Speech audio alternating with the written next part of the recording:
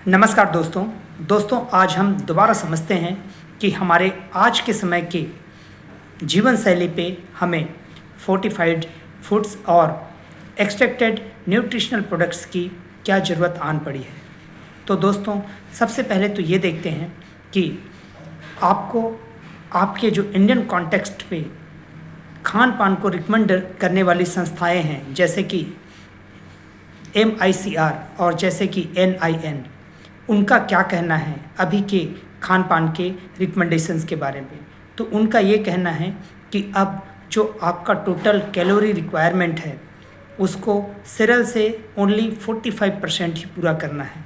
बाकी चीज़ें उन्होंने और भी चीज़ों का रिकमेंड दिया है जिससे कि आपको 55% कैलोरी उन अलग अलग प्रकार के फूड आर्टिकल से या फूड आइटम से कंज्यूम करना चाहिए आपको सेहत रहने के लिए। आज की सिनारियो की मैं बात करता हूँ और उन्होंने बताया है 8 प्रकार के खानों के कंजम्पशन को जो कि रोज़मर्रा की ज़िंदगी में होनी चाहिए।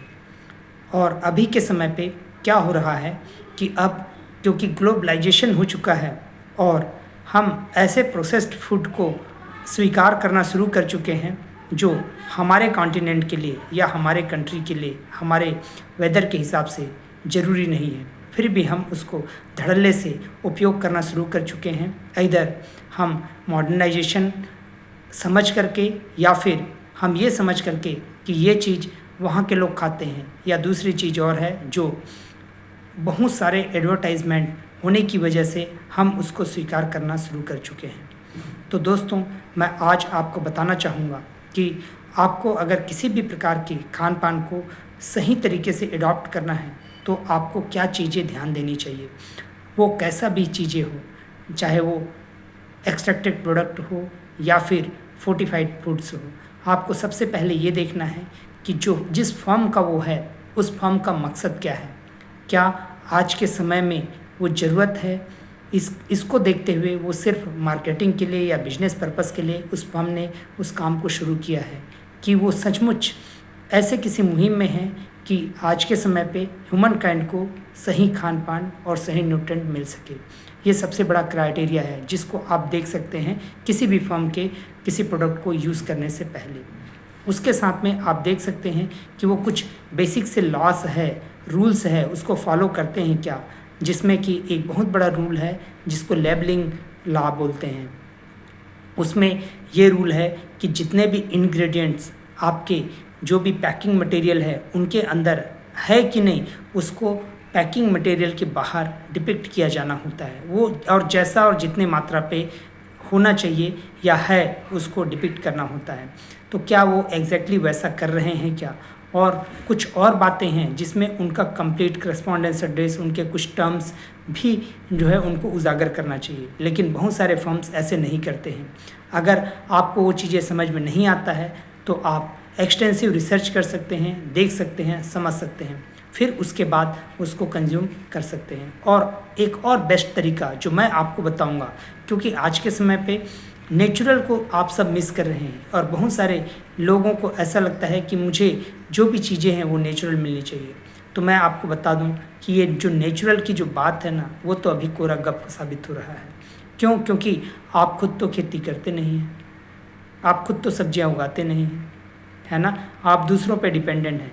और जो लोग भी खेती कर रहे हैं, अब जो मार्केट में सप्लाई करने के लिए, जो लोग भी सब्जियां उगा रहे हैं मार्केट में सप्लाई करने के लिए, वो मुनाफा ज़्यादा चाहते हैं और उस मुनाफा को ज़्यादा चाहने के लिए उन्होंने एक्सटेंसिव फार्मिंग को अपना रखा है। और ऐसे कंडीशंस पे जहाँ पर वो नॉर्मली ऑर्गेनिक खेती के नाम पे होने वाली जो उत्पादों की बिक्री है, वो कई सारे उत्पाद सिर्फ और सिर्फ नाम के लिए ऑर्गेनिक है, वो ऑर्गेनिक नहीं है। क्योंकि ऑर्गेनिक की उत्पत्ति बहुत कम मात्रा पे हो पाती है, क्योंकि आज के समय पे हमारी ज़मीन की उर्वरकता ही काफ़ी कम हो चुकी है। और उसके साथ साथ में हमें जो जैविक खाद्य पदार्थ हैं या जैविक उनके लिए रसायन है, उनकी उपलब्धता बहुत कम है, जिसके कारण बस आपको अगर कोई ऑर्गेनिक की बात करता है तो उसको उगाने में या उसको प्रोड्यूस करने में उनको काफ़ी मेहनत करनी पड़ती है। तो इसी कारण उसका रेट भी होता है। लेकिन कई सारी चीज़ें मार्केट में ऐसे अवेलेबल है जो ऑर्गेनिक के नाम पे ऐसे ही आपको बेचे जाते हैं। और अब प्रोसेस की बात करें, नेचुरल और प्रोसेस में अंतर ये है कि अगर आपके बॉडी के लिए कोई चीज़ नेचुरल है तो आपकी बॉडी पे एडवर्स इफेक्ट नहीं होगा। नेचुरल यानी बायो अवेलेबल मीन्स आपकी बॉडी पे कंज्यूम करने योग्य, मतलब आपकी बॉडी के द्वारा इजली अडॉप्ट और एडजस्ट किए जाने वाला चीज़। और अगर आप ऐसी चीज़ को खा रहे हैं जो आपके बॉडी के द्वारा इजली एब्जॉर्ब और अडॉप्ट किया जा रहा है, तो कुछ चीज़ें आपके साथ में नेचुरली होगी। जैसे आपका एनर्जी लेवल ठीक होगा, जैसे आपका शरीर ठीक रहेगा, ओबेसिटी नहीं आएगी, आप थकान नहीं महसूस करेंगे, आपके हाथ पैर घुटनों में दर्द नहीं रहेगा।